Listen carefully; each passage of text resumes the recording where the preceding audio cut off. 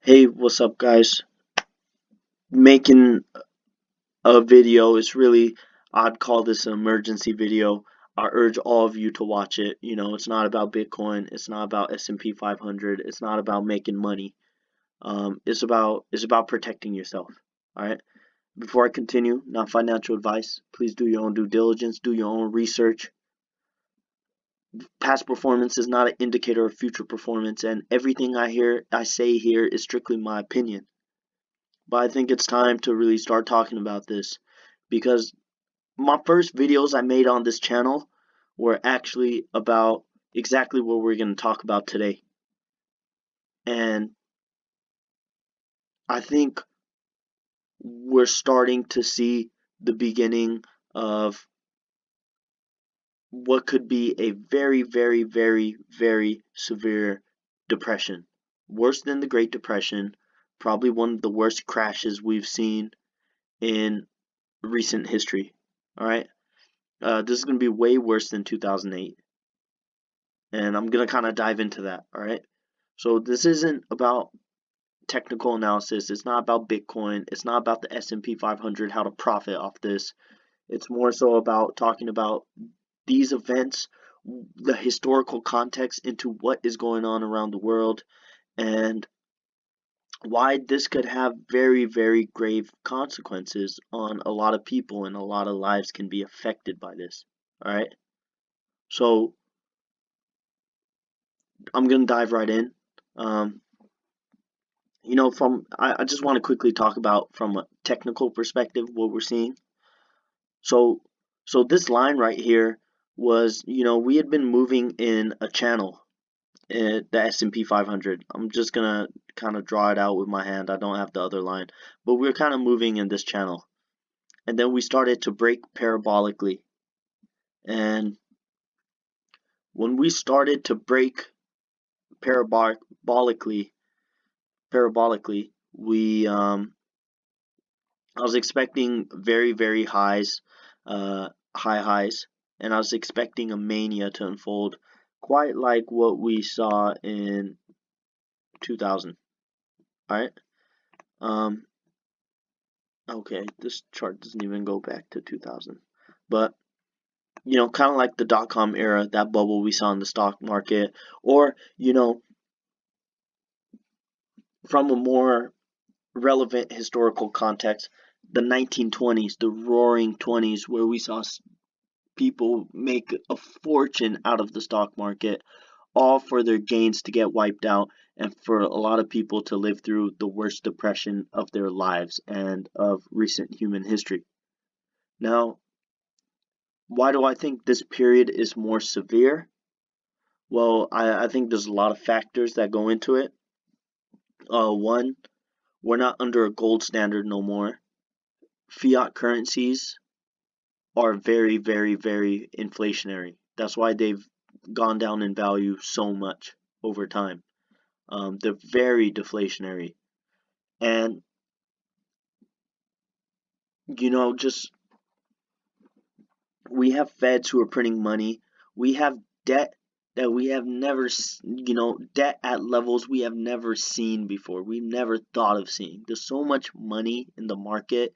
And on top of that, this market is built off derivative markets and, a lot of money circulating in these risky financial instruments that it's it's very concerning, because if this is to collapse, we could see our banking system really on the brink of collapse. In 2008, there were many, many people when this crash happened, scrambling for cash, scrambling for food, water, preparing for the worst. Fortunately, we got out of it, and I'm hoping that this time we do get out of it. Now, I could be terribly wrong on a lot of stuff I'm saying here, but the point is, this is a possibility that we all need to um, this is a possibility that we need to take into consideration, that this market crash could be the beginning of this horrible depression. Now, why do I think that this could be a horrible, horrible collapse? And what am I seeing that makes it so similar to these time periods where we've seen these horrible collapses? For example, the Roman Empire.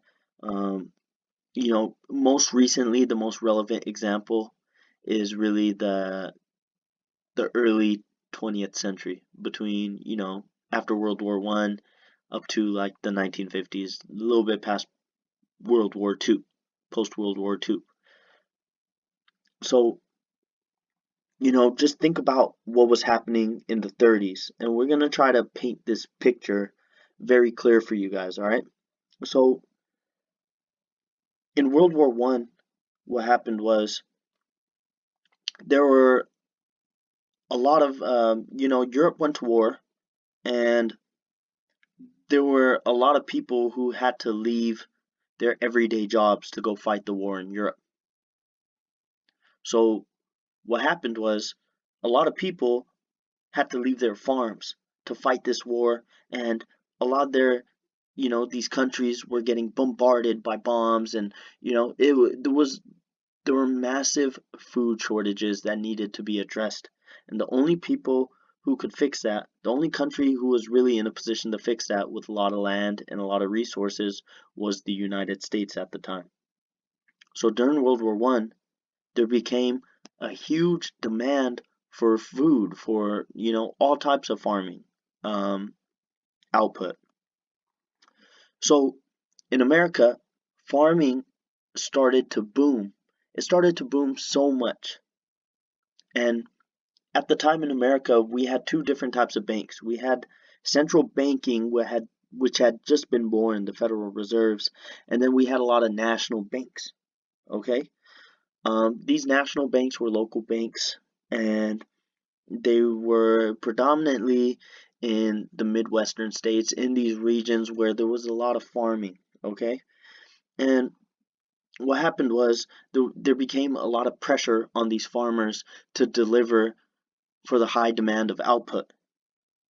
So what these farmers started to do was they started to take loans out and leverage their properties to buy more farms and acquire more land, and to find the means to meet the demand for all this farming output that Europe needed during World War One. So prices were going really high because of this, and there was even more and more pressure by banks and government, like war bonds and yada yada. I don't have all the details in my head. I promise I'll remake the video with more details. All right, I'll give you guys everything. I just really have to make this video so you guys can kind of understand what was happening then and what's happening now. All right, so during this period, what happened was a lot of banks were giving out loans, farmers were leveraging, they were trying to meet the output. After the war ended, what happened was a lot of people went back to their normal lives, okay? So there was a lot of leveraging, there was a lot of farmers, you know, creating, there was all this credit in the system, and they were trying to create output that was no longer there. So when people went back home from Europe, there wasn't as much demand for these foods that a lot of these farmers were growing. And from there, we saw heavy deflation in farming prices, and this caused a catastrophic collapse in the 1920s in America. And a lot of these national banks were liquidated because they had leveraged so much for these farmers to acquire more land and to create farming output that this demand was no longer there. There was no way they were going to pay back the loans. A lot of these banks went bankrupt. We experienced something called the agricultural depression. Now, the difference between, I'm going to actually draw these parallels. Um, a lot of people lost a lot. They lost everything.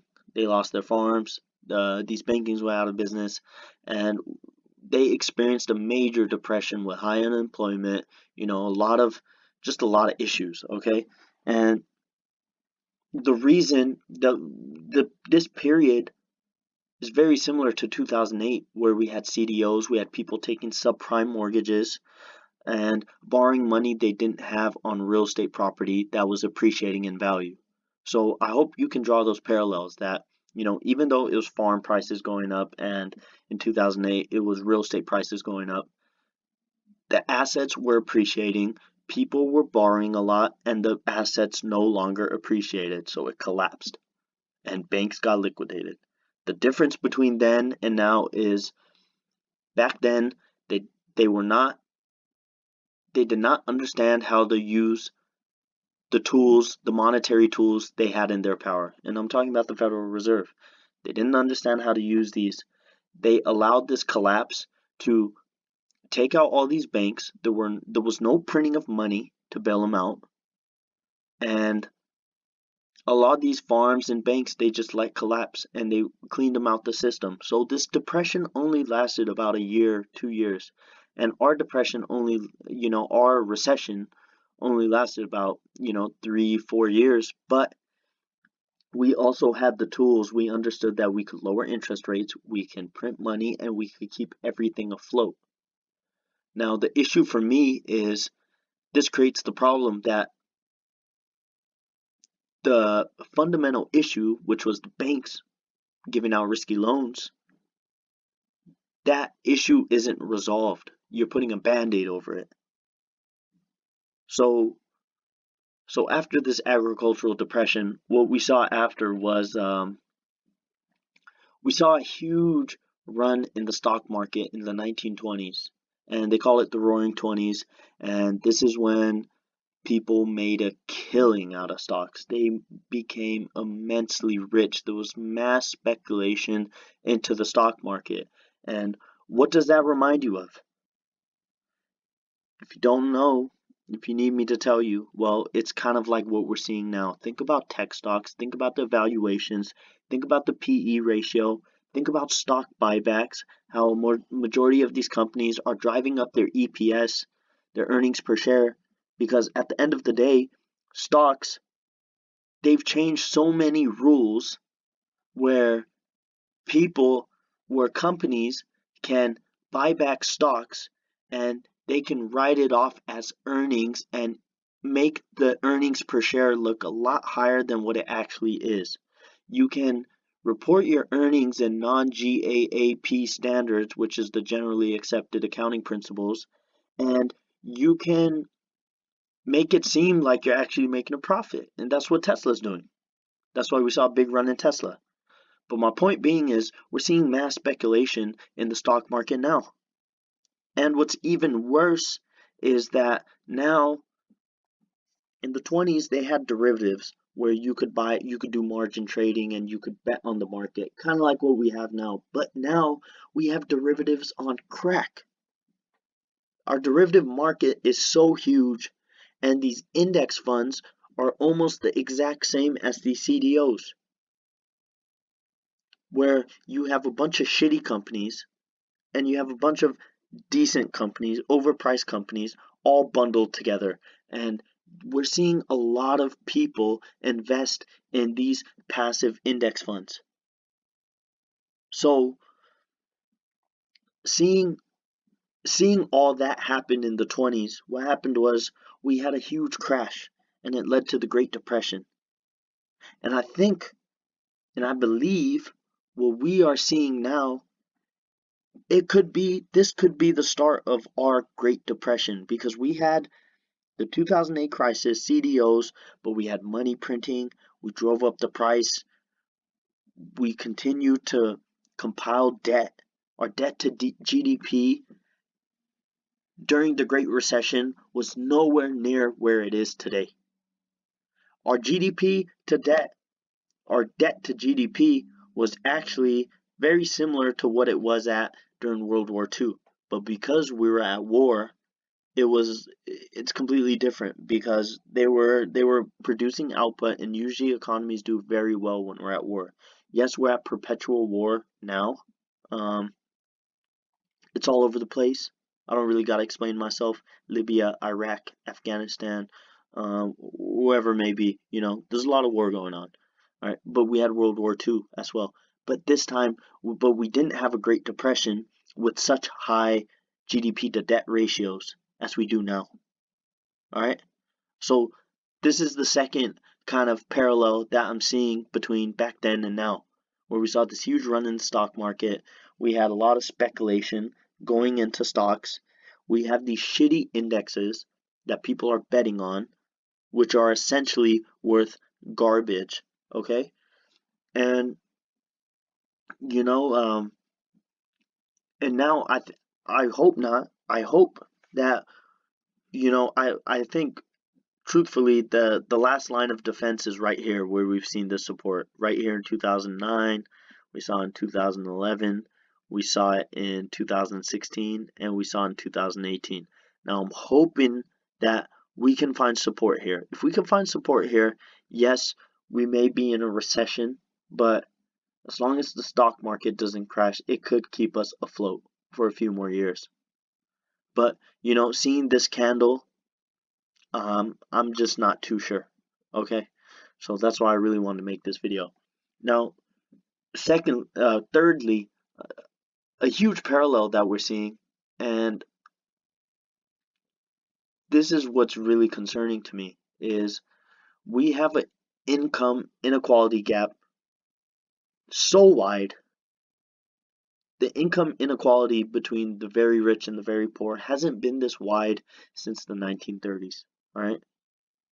Because at the end of the day, we never really got out of this recession. But because we printed so much money and we put so much money into the system, we drove the stock market up. Who do you think was buying stocks during these times? Only the elite. Only elites and the one percenters were really able to kind of speculate in the stock market while everyone was scared that we were going into like some sort of hyperinflation. Okay? Or we are looking into extended, the beginning of a very inflationary period, kind of like the 1970s to 1980s. So the income inequality hasn't been this wide. And what usually happens when inequality is so wide is there's a lot of social issues and there's a lot of issues in the world. And a big indicator for that is if you think about the 1930s, we saw the rise of people like Hitler, Stalin, Mussolini, very far right, kind of axis powers. And then we also had the formation of unions. Like in the United States, we had huge unions. I believe unions were rising in Great Britain. Don't quote me on that, but I believe that was happening. But we saw two very extremes. We saw a lot of we saw a huge disparity in a polarity. There was a lot of polarity or impolarity. I don't even know what word's the right one to use. But we saw parties very separated because there were so many issues. And usually what happens is when there's a lot of issues in the world and things become very extreme, you're forced to pick one side. Either one side's correct or one side's not. Now, these unions and the rise of Hitler, is this similar to what we're seeing today? And I think it is. We have we have Bernie Sanders, who many say is a socialist. We have Donald Trump, who people say is fascist. We're seeing the extremes, and we're seeing a lot of tensions between both parties, and we're seeing the parties really separate and become very extreme to one side or the other. So this is very similar to what happened in 1930. And psychologically, this all makes sense because when we see issues like income inequality, we see rich people getting a lot richer, poor people, their standard of living dropping, it becomes an issue. And when you see people start picking extremes, it's just a sign. It's really just an effect from a broken system. So that's why I think we've come to this point, because people are so unhappy that they're turning to extremes because they want change so bad. And people have become so strong in their opinions, you have to pick one side or the other. Okay? So with that, um, also we have to think about the debt to GDP, because it's so high, right? And then we're seeing the extremes in political parties, and also we're also seeing potentially the end of monetary systems, okay? And I think this is actually probably the most important point, because in the 20s and 30s, we're starting to see the flaws in the gold standard, and we're starting to see it slowly crumble apart. And Britain was a reserve currency, and the gold standard really started to fail because it was really hard to control inflation, deflation, and there were just a lot of underlying factors. It had been around a long time, and it wasn't stimulating growth, and there was a lot of instability because a lot of currencies were pegged to gold. And although it was fixed during inflationary times, and deflationary moments, it was really hard to regulate the economy using monetary policy. Now, I think the biggest thing and the reason why a lot of us who do believe that this next crash, or we're on the verge of something very catastrophic, is because now we're seeing the end of another monetary system. And this monetary system is actually not pegged to anything. It's a fiat currency. And fiat currencies have failed every single time in history. There's not one fiat currency that has succeeded.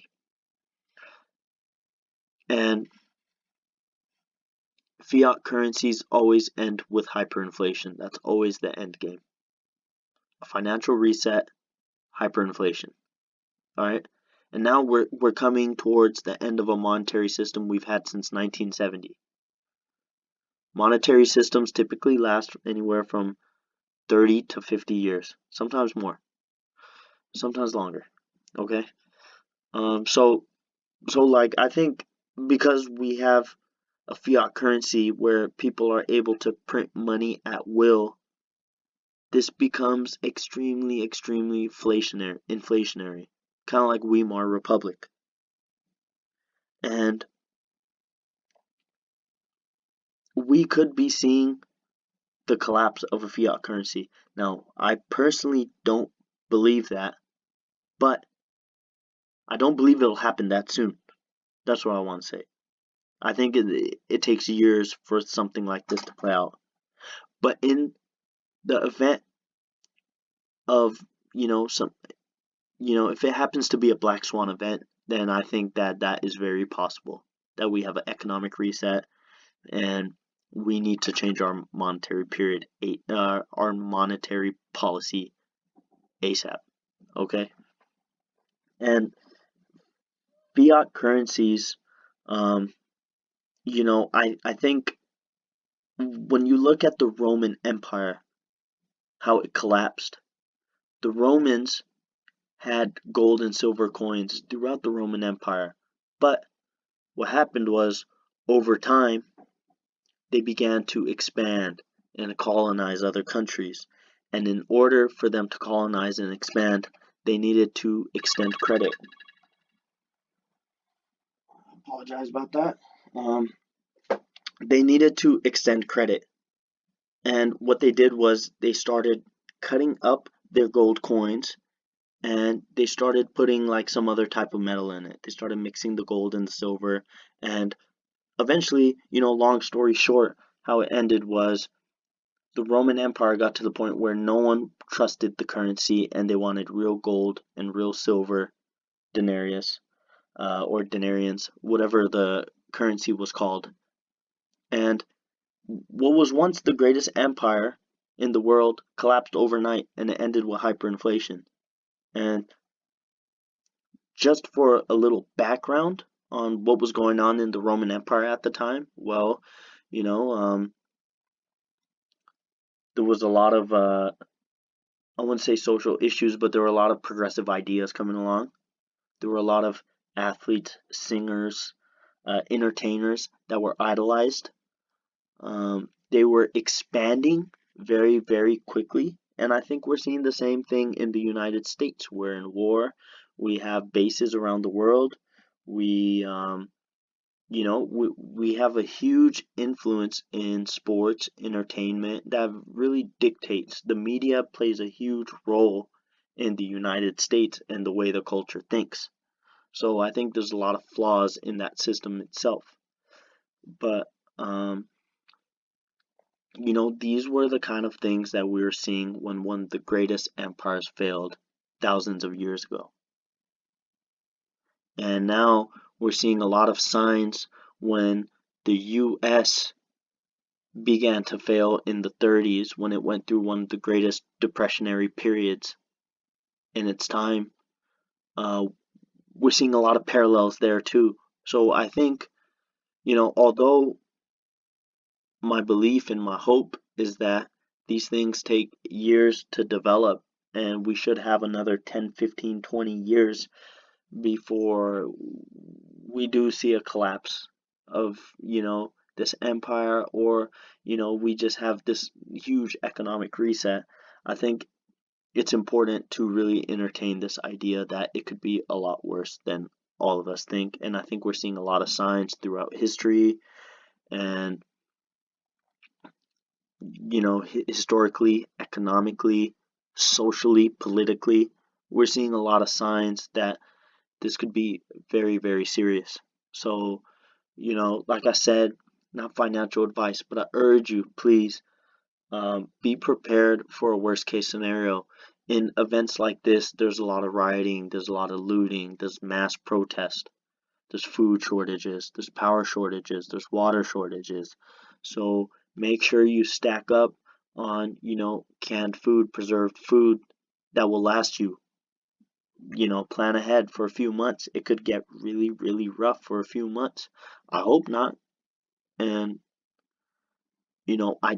I'm not sure. I'm really unsure now that we're starting to see this crash, because you just never know. And I'm not here to tell you that I know exactly what's going to happen and how it's going to go down. But I do know that historically, what we've seen has been very, very bad given the circumstances we have today. And I think there's a lot of factors combined which play into this, which make me believe that this could be very, very severe. Okay? Um, that's all for today, guys. Just make sure you have food, water, protection, protect yourself, have some cash, have some, have anything you can barter with. You don't know how bad it could be. I hope it's not that bad. We could very well correct over this line right here, and we could start moving up, or we could kind of find support at this bottom line right here, and we could continue to go up. I really thought we were going to go into a mania phase when we broke this line and just kind of go parabolic for at least a year or two into 2021 before having a massive crash. But you know what, guys, you just never know. It's a crazy world we live in, all right? So, that's all for today. I know it was all jumbled up. I winged this whole presentation on the fly. I had to tell you guys, I had to get the warnings out there. I think it's really time to start thinking about this, because this could be very, very serious. Um, so yeah, that's it, guys. I hope you guys have a good one. Stay safe. I'll probably have another Bitcoin video out soon. Not too sure how Bitcoin's going to react in a stock market sell-off. I think it's negatively correlated. I think it's going to serve as a safe haven asset, but you just never know. But you guys have seen the other Bitcoin videos, and now I got this video out, so I think I'm glad that we got this through. So I'm glad I got this redone. Just did it on the fly. I wanted to make a nice presentation. Obviously, after this stock market crash, I felt a lot of urgency to get this message out as quick as possible. Okay, but yeah, that's all for today, guys, and we'll see you next time. All right.